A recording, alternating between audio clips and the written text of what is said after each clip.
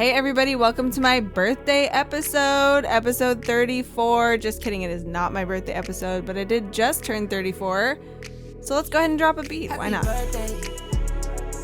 It's your birthday. Happy birthday.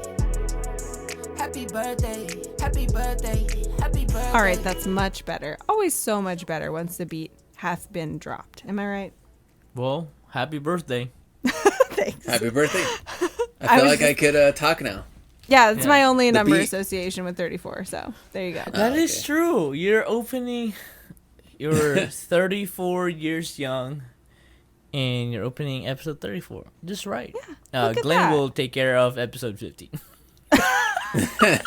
Episode 50. Yeah, we'll be ready. Oh, I'm sorry. Did I say my birthday episode? I meant the Glen roast episode. That's what this actually is. Oh, that's what man. it is. What it is. So this episode, again, your boy Hustler Hacks is out here with random ideas, things I've seen, and I want to know Ken and Anna and their feedback, their tips, their knowledge on these topics. And I feel like last episode it was a great flow. It was. Man, we had a lot of feedback going back. People loved forth, it. and People loved it. People loved it. A lot of interesting opinions, topics, Hot things takes. like that. So, Hot takes. You know what I'm saying? exactly. I like hot takes. I know. So this episode is very interesting topic I saw online. I want to see your feedback. How? By the way, this is live. Like this is happening. Like Yeah, we don't they have know. no clue what I'm gonna say. No clue. So this is unfiltered, unedited. Like just the raw. Because usually Anna has notes. Yeah. Anna has I know. notes. And Shocking that 2 weeks in a row I would not have notes. But I do think, every notes have their merit, but so does spontaneity, right? Like, That's true. I Yeah. mean, that's just the cool dynamic of the Seller Club. I feel like this is the heart of Hustler Hacks YouTube lives, which people hold near and dear to their hearts. that's true. So I love it. It's a Very vibe. true, very It's a true. whole vibe. All right, let's get down to this. Okay, Ken's so nervous. here's our topic. Ken loves these. This is how you bring out the best in B. Yeah, Sometimes yeah, you'll yeah. get Pastor B. Yeah. Oh, Okay, We're so gonna preach. We don't know which one. Take which us to one church, you get Pastor. because Yeah. I don't even know. Yeah, exactly. He doesn't even Okay, know. so how do you make selling on eBay a full-time career? Now, there's a lot of things that go into this, but the question is how, though? Okay. How do you make it a full-time career? Now, we can start from, I don't even know what angles to start from because I feel like there's so many things that are very under the radar that people don't really think about to get to this point. And, people might think that it's really easy when you tell friends and family too, well, I sell on eBay. Oh, that's cool. I wish I could do that. But do they really know the ins and outs? What it takes to sell full time, to get to that point to where you feel... I think feeling comfortable isn't the right word, because I think when you're uncomfortable, you're also growing in a certain way. But you have to feel confident. Or that you can- somewhat secure. Yeah, secure Right. and confident moving forward that you can make this happen to resell full time. So Yeah, because I would at probably some say point, men. there's a decision point, right? Where you're like, Yeah. for most of us, like, this is not our first and only job we've ever had. So we've transitioned to doing it full time. And you have to have that confidence at that point, hopefully. Yeah. Yeah. I guess I would say that I wouldn't just start from nothing and just go full time if you've never done eBay at all before or any kind of e-commerce at all. I think. Or you go full time right off the rip like I did. Well, that's the I'm thing, like, though. I've seen enough Hustler Hacks YouTube video. I got this. Well, that's kind of funny that you say that, because one of the big topics and answers and comments from this was saying that they got inspired by a lot of the YouTubers and things like that they did feel confident from seeing like, hey, if some slum like Hustler Hacks can do it, I certainly can do this. Wow. Who is what I staining the think. name Hustler X? I must know. I just feel like they got that confidence. So, and feeling that they could do that even from watching, a lot of the YouTubers. I mean, I would say that you would have to start off by selling your like stuff from home. And so right now Ken's doing a challenge on Instagram, which is a nice little plug right there. Right. On The hustle decluttering bee. your home. Exactly. And selling things from your house. And I think that's a perfect way to start. And especially for a 30-day challenge, that's no joke because you got to list one to at least 5 items a day. Yeah. So right. So the challenge is like 5 items a day, and I think personally I wanted to get into this because like you get into a space talking about like career, right? Like we're 7-year career man now or something like that, career woman. Me and Anna 7, Glen's who knows how many. Oh, but how many full time? Glen? Mine's only 3. I've only done 3 years full time. Oh, okay. 3 years? So 4 Glen, years? I've done 4 7 years. full Almost 4. full time on me. And Glenn, Yeah. when did you went full time? When did you quit the family business? I think like 4 years ago. 4 years and ago, I was yeah. doing like YouTube with a mix. So Yeah. But also too like like full time is like double full time for Glenn because he does YouTube and he does reselling. So, but I think for me like it was a personal kind of like decision that I was like like because you get into a zone where we're like, oh, when's the next 100 item haul, 200 item haul, 300 item haul, and then like like it kind of like I told this to Sneakers Envy the other day, and I was like, man, it kind of like I feel numb, like because don't you like what's the next big haul, right? And then I was like, how big does it get? Like we've gotten to a point that we've gotten a 36-footer U-Haul. Like, what's next? 36-foot U-Haul?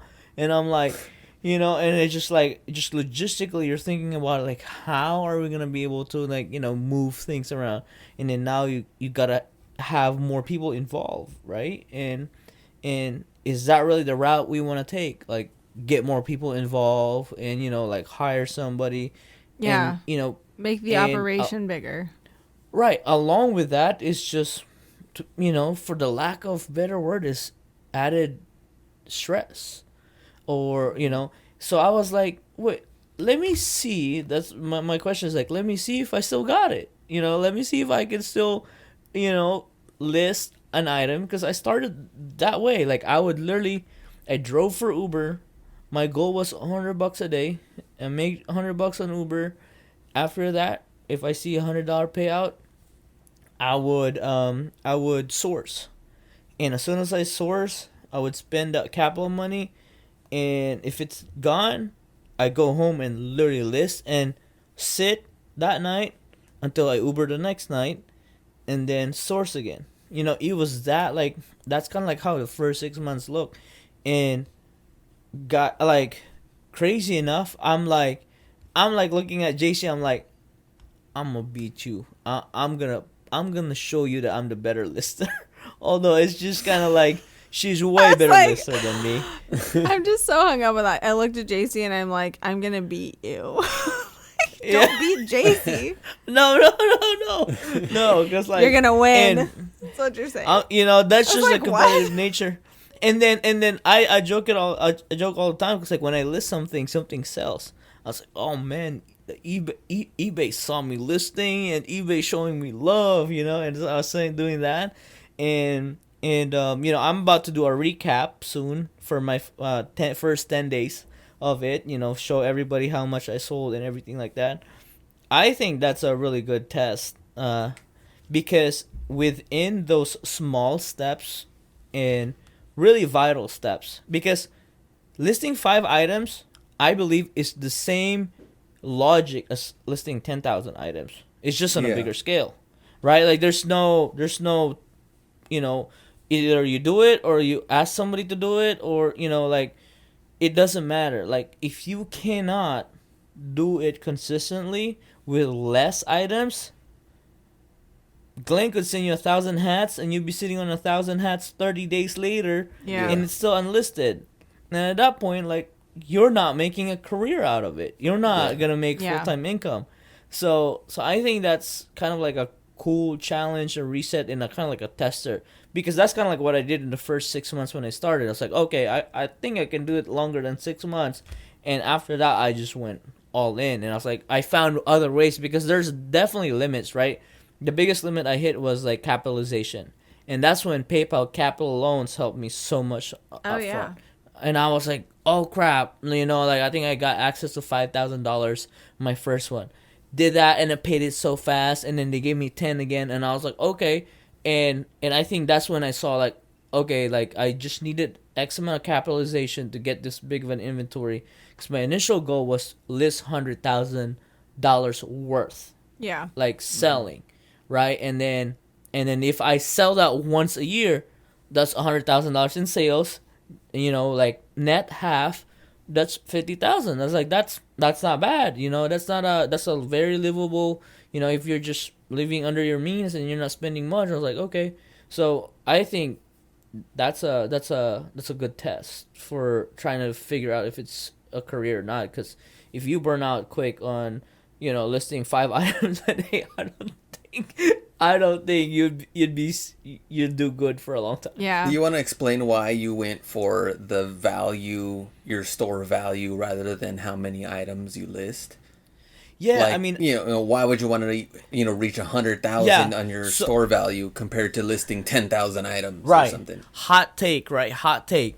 During the era I came in, was 2017. That era, everybody was trying to like list 10 items a day, 20 items a day. And at that point, I was a slow lister, right? You know, like my process was not refined. I was like, wait. Not to mention you're translating everything in your head all the time. Right. Like, I'm like, okay. So it's like.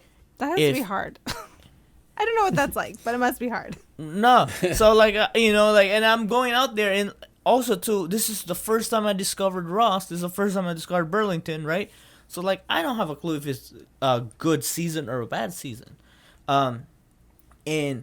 And when I saw that I can flip a $20 item to a $100 item, I was like, so I could spend my time buying $20 item and flip it to 60 and make 20, right? And then if I need $150 a day, or let's just say $100 a day, I need to list 5 of this item to make.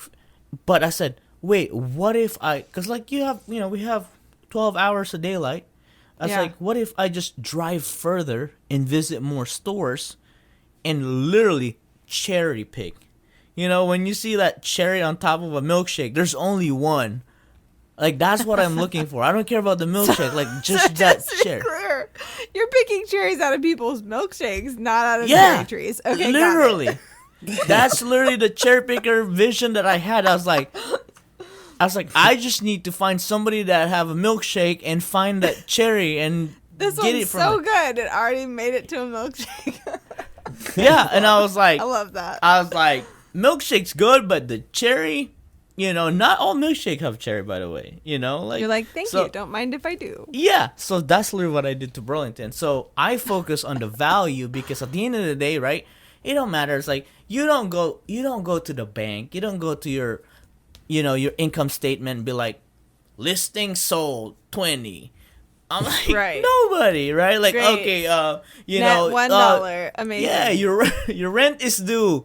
Okay, let me give you 20 listings. No, you calculate by dollars. I was like, by money.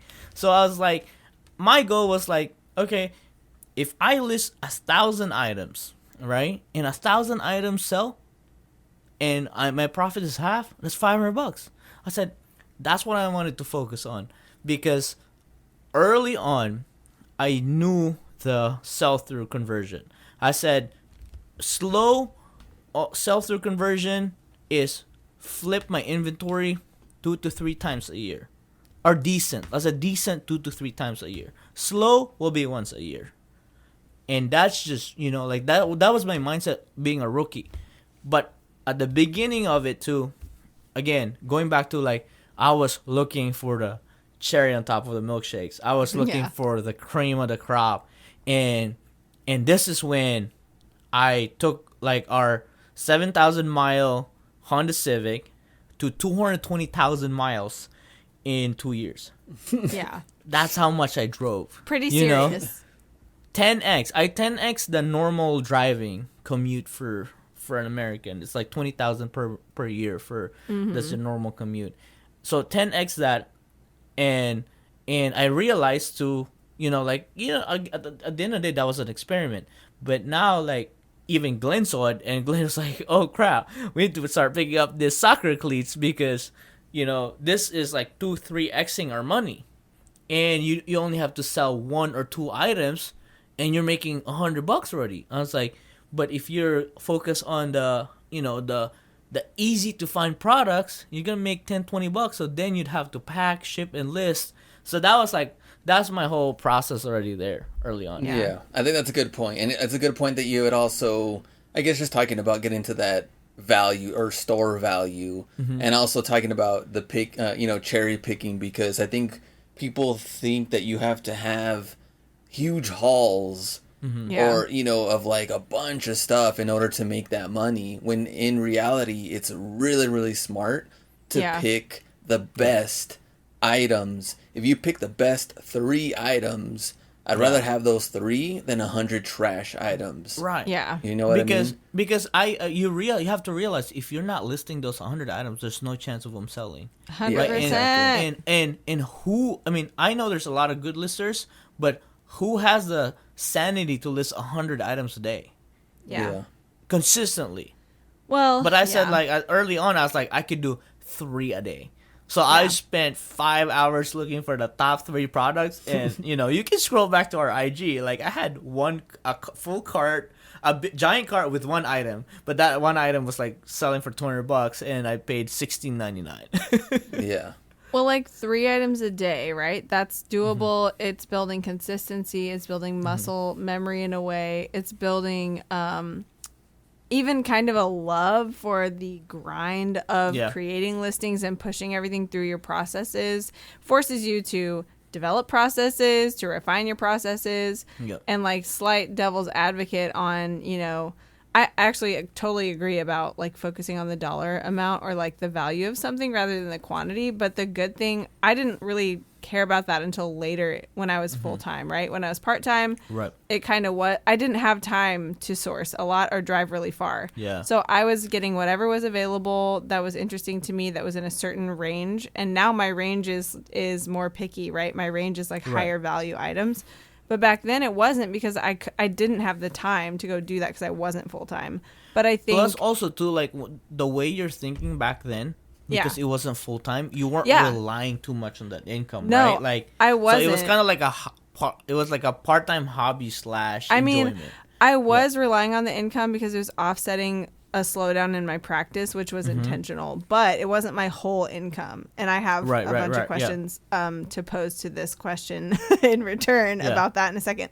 But I do think like it was really valuable to, especially selling not in a niche, it was really valuable to push a ton of stuff through my store, because it really made me realize like, okay, do I really want to do this? Like, I'm not one-off listing a couple valuable things every week. I'm like, this might be my life every day if I do this, for a living. And it also was part of my like large inventory, long tail kind of strategy, which, for me, like that was kind of phase 1 of my business. And phase 2 was always intended to be, now let's focus on the cream of the crop while we still have this large base of slower selling stuff. But, that was all really calculated on my part. And I think no matter what, like you're saying, whether it's 3 items a day or it's, really learning your niche, like that's not something that I do, but like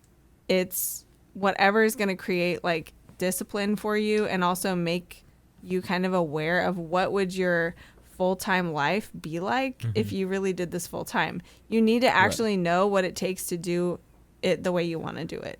Yeah. Because a lot of people have like a fantasy about that, I think, and it's like, it's a lot of work And your strategies have to be dialed into your goals and what's available to you, right? Like, can true. you go and drive like a all those miles or whatever? Like, some people can and some people can't, right? Or it's harder to make it work out. You have to be like the glimpse. You have to see a glimpse of what it would look like, you know, if it's 10x, right? Like, Totally. okay, like I'm making 1,000 right now, 10x 1,000. This is what it would be like, right? And for me, at one point, it was okay to drive further and further and further and further, right? And there, you know, like there has been a shift that I don't drive as far like I did before. Not quite, You know, and you know, now I'm in a position I just fly. So it's still because you're a far, bee. You know, like it's still kind of like far, but I think a lot of it too is like just the master of craft, right? Like and like this is like my question to a lot of people early on too, when they always kind of like, you know, ask, why do you drive far? Why do you spend so much time shopping?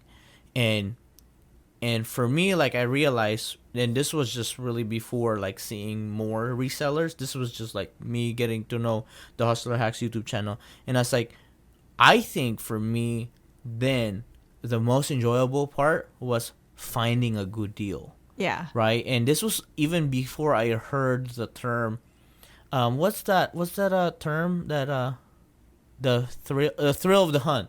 Oh, yeah. Behind, yeah. That was before, because I was never exposed to like garage sailing and stuff like that. Like, so like I hear that on that genre a lot. Mine was just straight shopping. Mine was like discounts, right? Like coupons, discounts. Hitting the mall. So I was more of like kind of like a couponer or something like. Is that what they call it? Like, yeah, like, extreme couponing, right? Like trying Stack to find those stacks, discounts, right? Yeah. Like those, Also, back then Nike was lenient, like stacks on stacks. Like you spend $250 today, they give you $50 to spend on the next one. So I'm like, oh crap! So I would literally like at some point I would just break even on certain buys. Like you just keep getting $50. Yeah, you just give him $50, just doing it over and over again. And man, we had like stacks. We would go like we would have so many, and then come to find out some of them like would ring out, some of them were not, and managers were just overriding it. They couldn't care less, and I'm like, okay, like whatever you say, like I'm checking, and and I feel like that's kind of like how. What drove me, I was like, okay, like there's just deals and deals and deals. Yeah. And I just need to get there. And I think what the hard part for us was like the listing side, right? And I guess because I'm just not a stay put kind of person. And this was when JC was still like really, we were deciding if she was gonna quit her job. And I was like, I told her like I could not list anymore. My eyes were just red. I just like, it was just kind of like hard for me to list so long for so much. And then she's like, teach me how to do it. And she starts doing it, and she's just like dancing, like smiling, doing it. I'm like, and and I knew she was like, her strength is like admin side. So I was like, oh, crap. This is it. This is peanut butter and jelly, baby. And that's what I was like, all right, babe. Peanut butter and jelly. I'll be jelly. You be peanut butter. And then she did that. And then, and she was just like on it. And I was like, okay. And then that's when I said like, okay, this is the career. Because like she loves that side and then I love this side. And like we saw a window in 2017, and I was like, okay, ever since we've, like 2017, 18 to 20, we've doubled the business over and over. And, the rest is career history, I guess. Well, this question is for both of you. So you guys mentioned both of the income So stop talking, part. Ken. No, I didn't say that. Like, I'm timing myself. I'm done. This is part of the income part that both of you mentioned. You do it. Yeah.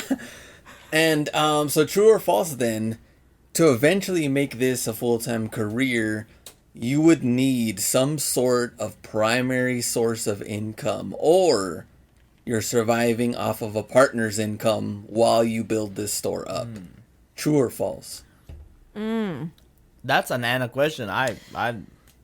Yeah, I feel like this. I mean, I feel like I have to say it depends because I think it's been done. I think it's very rarely done where you just kind of cleanly close the book on a source of income and then by 1 month later when your bills are due, your reselling business is paying them all. Like, I think that has happened, but I don't think it's the typical story, and I don't think that's a realistic expectation for most people. So, you know, whatever it is, whether you have, I mean, because, you know, let's just say. That's the supplemental, right? Because, like, I Ubered, you know, like, I Ubered. Yeah. So, like, well, I didn't rely on my business.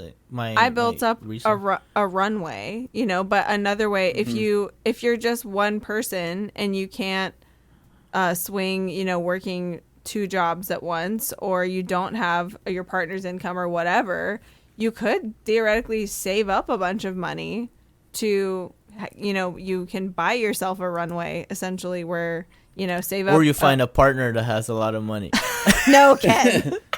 I mean, you could, but don't look for that reason. Oh my gosh, it's a whole other podcast. Then at that point, I wouldn't even be reselling. Yeah, good. Come on now. Bonbons on the beach, baby. No, but like you could save up, you know, 3 months of your living expenses and give it all you got and prepare for that 3-month experiment and also be prepared to go back to your old job or whatever if it doesn't work. You know, like there are different ways to create a runway. But my question, hold on, I got to ask you guys my question because. Go ahead. And immediately when you asked the initial question for this episode, I thought, okay, well, what's full-time? What does that mean? Is that full-time income? Is it full-time hours? Is it both? Is it one or the other? Is it neither necessarily? What constitutes full-time? And then also, what's a career versus a job? Because I think it's funny because I'm the worst possible. Man, Anna's like laying down the notes, the outline here already. I'm just like, oh, okay, you won't give me an outline? I'll write it in real time. No, I'm just kidding. Yeah. No, but I mean, I do ask that because I think everybody who wants to do this, quote unquote, full time needs to define that for themselves. Like, is this replacing a certain amount of income or creating a certain amount of income?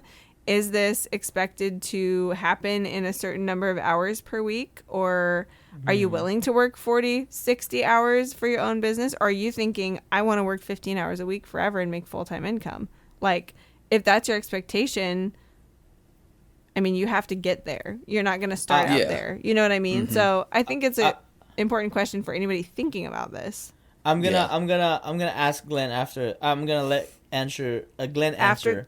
Mine would be a full-time, whatever, hours, whatever, money. I said, when I hear full-time, it has to be like it has to be at least cover all your living expenses. Okay. Yeah.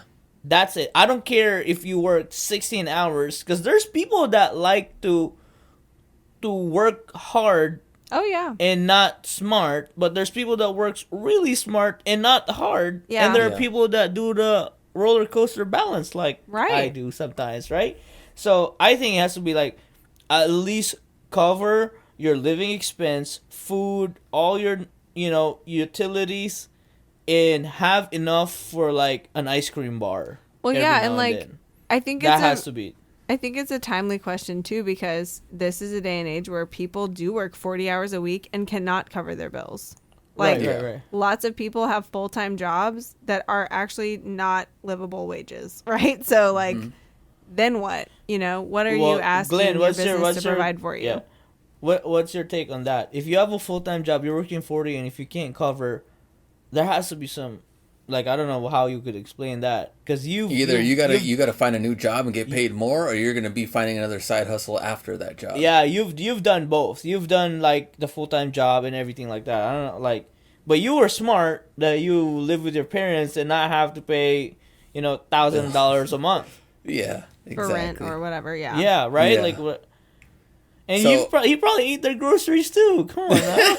Wow. I was eating peanut butter and jelly every day. I was like, that's what Glenn was thinking when you were like, "This is peanut butter and jelly." He's like, "That's my lunch. That's my lunch." That sounds good right now.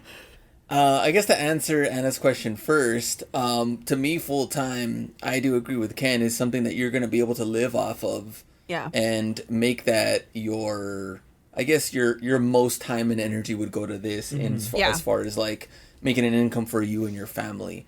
Now, the difference between a career and a job, I feel like a job is something that you need to do at the moment to make that money, whether you like it or not.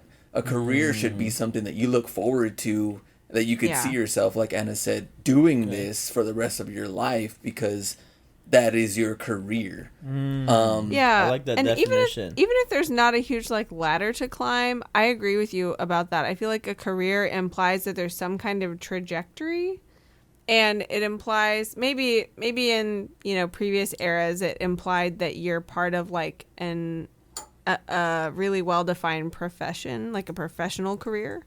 I don't think that's necessarily true anymore, but I think it's like part of your identity, right? It's not just like, oh, I work at this job. It's like, this is what I do. Like, this is my skill set, right? It's a little more than a job in that way, like personally. I guess when people say like, well, I have a job. Well, do you like your job? Yeah. Or are you doing this job, just for now? Or, I'm working here for now while I'm going to school. I'm working this for now while I'm building my eBay store. Totally. You have a different goal, I guess, to eventually make into your career. Yeah. While you're doing this as a job. Yeah. But what if your eBay career turns into a job? Does that mean that you're not liking it anymore? Does that mean that you're getting burnt out? Does that mean you're doing? It's not you're going struggling anywhere. at it, maybe. Yes. Not going anywhere. So like, when you start talking that, like when because like now it turns into kind of like a life design, right? Like, what wakes you up in the morning? Kind of like, are you still tap dancing to work, right? Or work, quote unquote, job, career, reselling, 9 to 5, whatever. And this Japanese word came to me, which is one of my favorite words, called ikigai. So it's a Japanese concept meaning of a reason for being. Like, what is the reason you wake up every day, right? And you, whoever's listening to this, just Google Ikigai, Ikigai, and there's gonna be like a 4 circles that interconnects to each other, right? And all 4 will be your passion, your mission, your vocation, and your profession. So your profession is kind of like, I guess, like how we make money in a way, right? Yeah. So they say a profession is what you can be paid for and what you're good at. So those are kind of like the job, right? But I see career as kind of like your passion, right? So the career intersects with what you love and what you're good at. Imagine doing what you love and what you're good at. And then kind of like, how you say like, oh, I made my passion my profession. There's like a quote saying that. So that's like the huge intersect of what you love and what you're good at and you're getting paid for. I think that's kind of like the dream, right? And then now they add it here, what the world needs, which is your mission. So what are you putting out there in the world, that gives you more meaning in life, right? Because you could just get paid. You can be selfishly doing what you love, and you could be super good at it, but without external reasoning why you're doing it, right? Whether you're doing it for your family, for the betterment of the environment, for the community, trying to help others. So that's what they say. Like, once you find your ikigai, the intersection of what you love, what the world needs, what you're good at, and what you could be paid for, that's what the Japanese concept of ikigai means. Like, you're set. Like, because when you're down, like, you just have to remind yourself, like, you get to do what you love, right? And when you get paid, it's like, oh crap, like, I get to do what I love and get paid. And then obviously you're gonna be good at what you're doing to be paid. Probably so. And then chances are high. Right? The chances are high. And cherry on top, you're doing something that the world needs. So that is the career that I want to do. Yeah. And I think reselling for me personally has fulfilled some of those circles that okay, I could see this here, I could see this here, I could see this here. So what's super you guys' interesting. take on that? Well, first of all, you have to tell JC for me that you taught me a word because that's the whole thing. She's always Googling vocabulary words that I throw at her. But anyway, she's so funny. I love her, and she's so smart. But yeah, I think I was really running my own experience with selling on eBay for all these years through that criteria, like as you're talking about it. And what's so interesting, like my main insight from looking at my own life is just that it really started out as a job for me, and that's what I wanted. You know, I was basically closing the book on a career that cost me a lot personally. Right. And I needed to just have a job for a while. And it has really totally spiraled into a career, you know, like I didn't really set out for it to be that. The beautiful thing about it for me at the time, especially when I was first starting, was like, this is like easy and simple, and it doesn't have to be a career. It can just be whatever. Because when you're talking about, you know, the things that you're passionate about, that you care about, that you're good at, like I needed more space in my life for those things. And eBay was the means to have that time, right? Right. And to have that energy. But now it's definitely like part of those things. It is among those things. So it's really cool. It's really evolved a lot. But yeah, I think that is a really interesting lens for the idea of a career. And also like just to throw the question out there to people, do you want a career or do you want it to be a job? Like there's no right or wrong answer to that. But I think knowing what you're after is really important. Yeah. No, 100%. And I guess what well, Ken said too, you know, you have to wake up and have that kind of like a goal or something that you're trying to achieve, I think. Right. Yeah. And with the reselling part, the interesting thing is though, is like, how do you know if you're actually liking this or not either? How long do you give eBay a chance to where you're like, man, is it because the results aren't there yet? What if you're really doing something good, but you're not seeing the mega profits yet? Yeah. You know, do you keep going or not? Or are you going to have just like a room full of stuff or death piles or garage full of things that you don't know what to do with?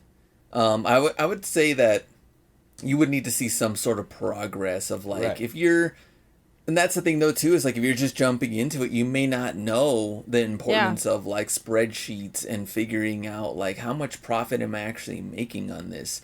The funny thing is, I remember running a business. Exactly. The older, like I remember, like man, the first like couple of years on YouTube, I remember seeing so many other resellers from the eBay and Amazon FBA side that thought their sales was profit, or they would get confused with, you know, like, hey, well, I spent $10 on this, and then it sold on Amazon for $20. Yeah, I mean, but then after fees and after this and after that, you know, they made $12. And then they're like, I made $12.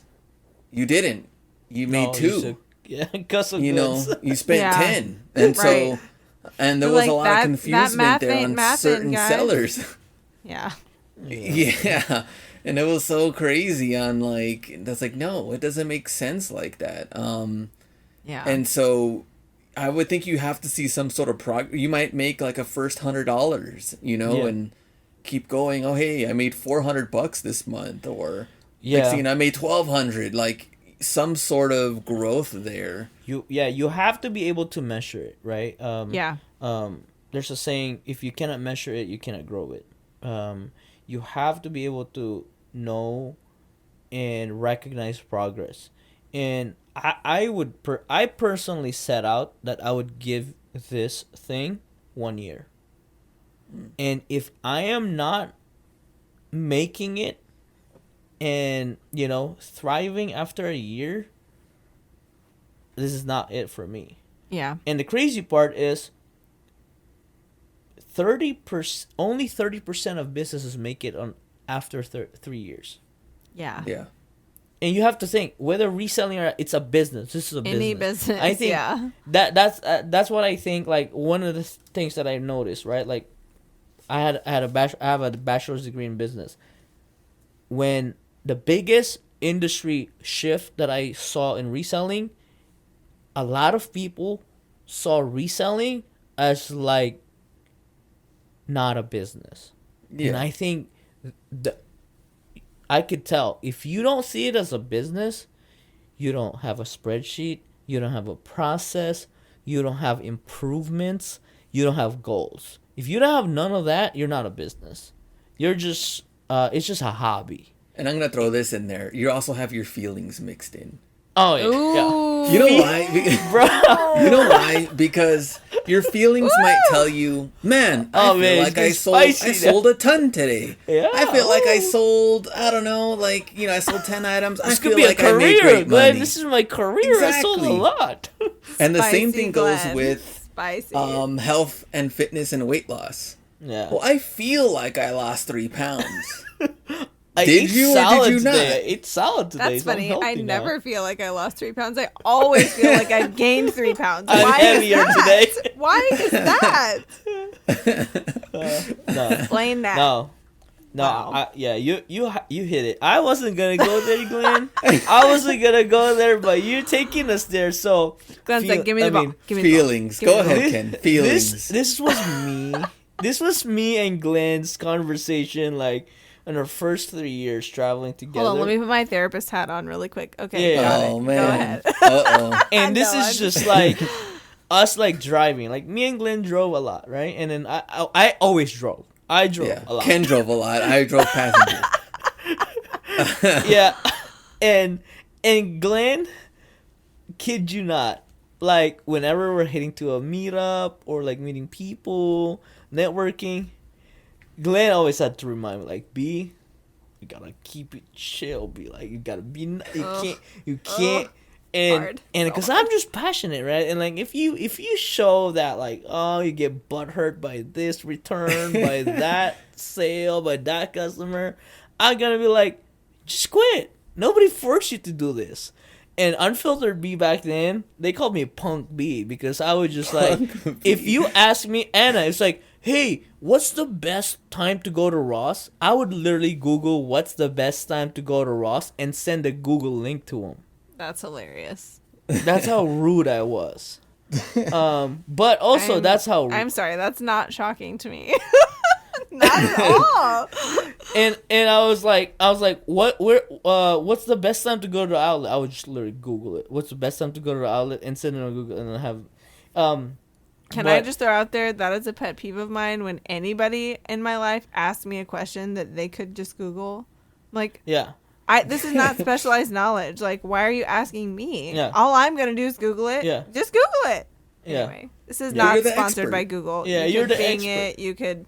What are the other ones? I don't know. Other search engines. Just search it yourself. Yeah. Search it yourself. Do everyone a favor and search it yourself.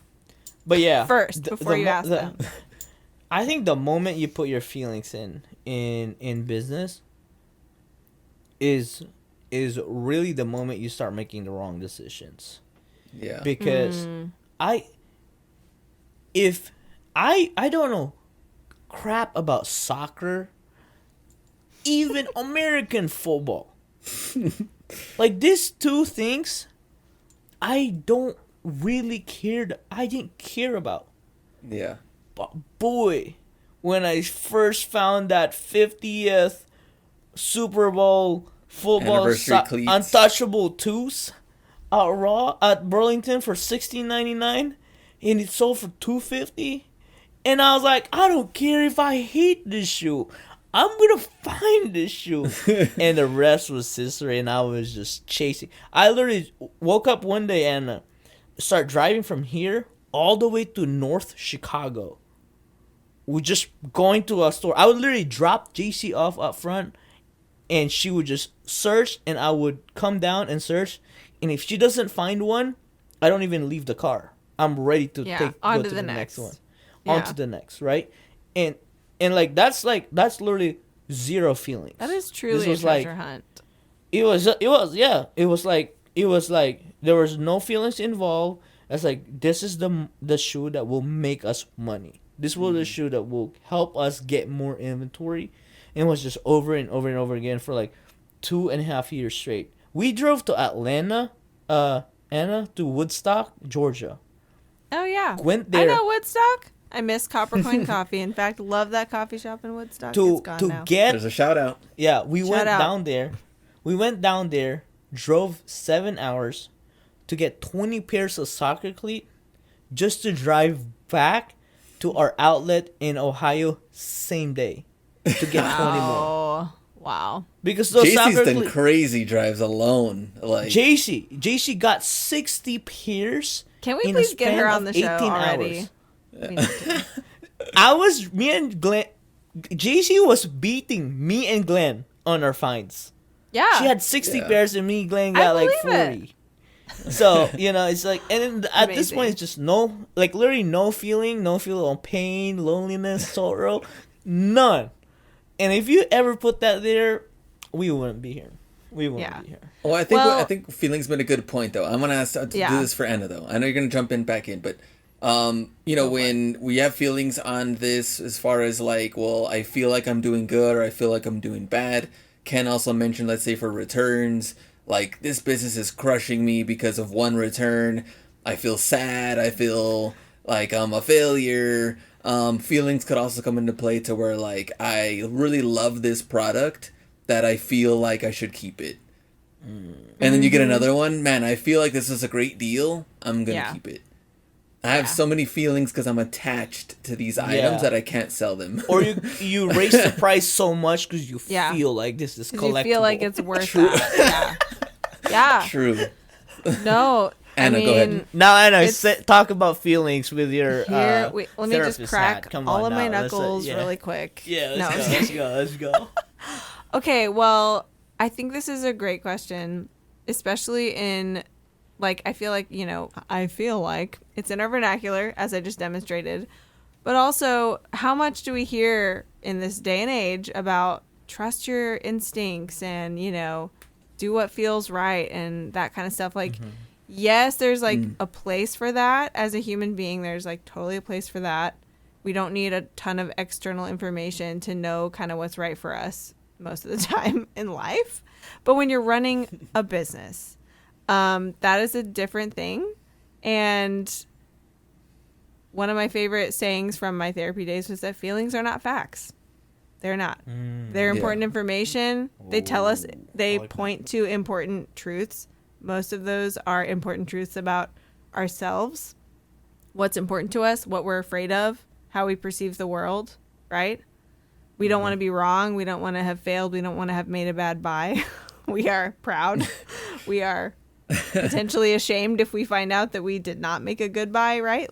So anyway, our feelings are doing a job. They're protecting us. They're giving us information, but they're not facts. And, an illustration that I have used a lot in my actual therapy career and in life is just like, and many other people have, this is not my original idea, but like, you can let the feelings like be in the car with you, but don't let them drive. Like, they can be there. They're along for the ride, right? Maybe they're trying to backseat drive at times. Maybe they're throwing some red flags at you. They're pointing out some things along your route, whatever. But like, they're in your ear telling you to turn. Yes, but you don't have to listen. I mean, that's the thing. Like, not that we should like squelch our feelings or ignore them or, use any number of defense mechanisms against them. We shouldn't do that. We should respect and listen to them and honor them. But that doesn't mean they get to make our decisions for us. And especially in a business, that's true. Like, I know this from personal experience, right? I have those days where I'm like, oh, I feel like nothing sold, want. And then I add up my sales for the day like I do every day. And I'm like, oh, this is actually a decent day. This is actually above average for this quarter. Like, I wouldn't have thought that, Right. Based on my feeling alone. So that's the beautiful thing about running a business and having data is that you can compare your feelings and the data, right? And then like, lo and behold, in a situation like that where that happens, it's like, oh, well, now suddenly my feeling is adjusting to align a lot more with what this data is telling me, which is that it was a decent day. Like, wasn't outstanding, but it was decent. But I think too often, you know, we rely on our feelings more heavily when it's the other direction, right? When it's like, I felt like this was better than it was, and then I looked at the data and it wasn't that good, and I overestimated this, right? I overshot it. But I think that's okay too. Like, we're people, we have tendencies. Right. We need to learn our own tendencies so that we can use the information that we have to make better choices and improve going forward. Like, it's okay to have your feelings about it. I don't think it's wise to let them make your decisions for you. Yeah, okay. I agree. So Great there you go. there. Facts first, then feelings. Yeah. And business is business. Yeah. Yeah, it is business.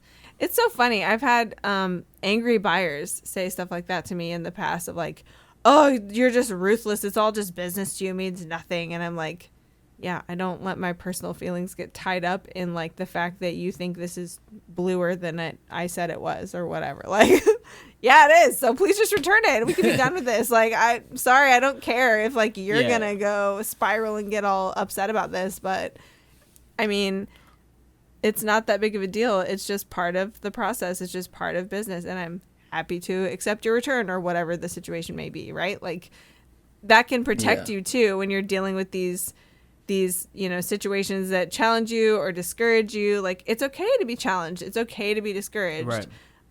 You don't have to let your discouragement like decide or forecast your entire future, right, as a reseller, or to kind of like give you the temperature of how your business overall is doing. Like, it's a one-off thing. It's an instance. It's a moment. Keep going. Keep moving. Yeah. Or what I do is I just bottle up all my feelings and then put it all on that decline offer when somebody lowballs. I'm just Hold like, on, I gotta crack open a bottle of frustration. Decline. Yeah, I'm just like, that's hilarious. Not even counter offer. Yeah. Come on. No, well, that's why Ken doesn't have auto decline. He wants to personally. Yeah. No, I don't. I literally don't. Oh, man. I don't. You could. Somebody offered me $1, right? Oh yeah. And then JC was like, "Babe, look at this. Who do you think he is?" And I was like, "I got this." And then it was for like a $50 shoe. I responded, $49.99. You get it? Oh my gosh. You need to make a hilarious reel about that where you like hit the decline button and it just like bursts into flames or something. Yeah. Like, yeah, I should do that. It's just like, you know, like all your trauma. Let me know. I'll send you a $1 offer on something so you can make it just funnel it through. And then through the finger, it just goes all the finger. Exactly. All the powers change. Yeah, and then just like roses and butterflies after that. It's like, I feel good. That's what I'm saying. That'd be so funny. Before we go, though, Anna brought a good thing with like a day. Let's say a day was not that great on sales. Yeah. The next day was, and so on. But I think that judging your business off of one day too doesn't make sense. You know, if you have one bad day, and then the next day you're killing it, or so on. I mean, I think that's just part of a business as well. I mean, you're not going to kill it every day. Maybe you'll get to that point to where most days you're killing it. Sometimes you might have a one-off weird day if you're, for the most part, doing well. But you need to do it. That's why I think it's good eBay has that 30 days, 60 day, 90 day. Yeah. I mean, how are you doing? You can judge. And then like compared to previous time, last quarter, last month. No. That is good. Give it a full 30 days. Like, what do the 30 days look like as a whole? What do the 60 days look like as a whole? If you're not, we can't just go one day. Yeah. Oh, like, that's bad. I was gonna say, honestly, it's like, it's great to enjoy those when you have a really good day. Like, you don't have to like tamp down your joy because you're like, well, this is just one day, you know, like this isn't the average. This is just today. Like celebrate today. That's great. But I think a huge part of that is just training yourself to look at averages, right? Like you care about your average sale price. You care about, maybe you do care about your average number of orders going out if you have a certain amount of inventory or whatever. Maybe you care about your average buy cost, right? These are all things that, like, in the one-off situations, people get hung up on. Well, I didn't make as much as I wanted to on this one item, but your average like net profit for the day was amazing. Like, don't worry about that one item. It's all part of the pie, right? Like, so sometimes looking at those averages for your plumb line or like your direction can help you to get less emotionally attached to those details, because it's all like, it's important to look at that stuff sometimes, right? Like you want to know what your worst sellers are, not pick them up again or whatever. But like when you're just trying to like look and see quickly, like how's my business doing? Like, am I floating or sinking right now? Like, what's going on? How should I be perceiving this? What, do my feelings match the reality? Like, look at those averages, because it's powerful. Yeah. Mm-hmm. No, I agree. I mean, even jobs have like a, what is it, a 90-day review or right? Like, it's not even like a 1-day review. Like, oh, let me review your performance job today. Performance tomorrow. Right. Like it's not even that, right? Like, so it goes across. Like, a lot of big businesses handle it by quarter, right? And then there's like the like stocks and everything like that. Like it's, they look at it in a macro. They don't look at it like daily swings. It's like okay, over the last 12 months we're on green, So it's like, I feel like you have to kind of like know. And also to circle back, right? As far as like career, this is the thing for you. You have to step back and be like, am I really truly happy? Am I really truly fulfilled? And a lot of times, I think recently I have found in, kind of like really evaluated myself and our personal business in the last 60 days. It's like, at one point, I was really so kind of like concerned, like, can I reach 7 figures? Yeah. And recently, in the last 60 days, I've never thought about it and be like, wait, like, I'm actually finding more fulfillment being able to work out, being able to run, discovering newer things, and doing things that I thought I never could have. Like, I never thought I could run for 4 miles straight, let alone do it in an hour. I was like, and I think you have to start, because at the end of the day, dollars is just part of life. It's not life. Right. So, and I think like, and then when you're able to integrate dollars to fuel your life, like, then there's kind of like a harmony of, truly finding what you're excited about in everyday life, right? Like being able to spend time with family, having good health, having enough to pay for everything that you need, and then everything is just cherry on top.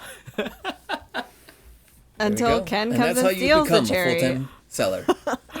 Exactly. Yeah, that's how. Yeah, that's how you make a full-time eBay career. There's so much. There's so much to this. Yeah, I mean, I know. I feel like we do talk about bits and pieces of this every week, but like, I know.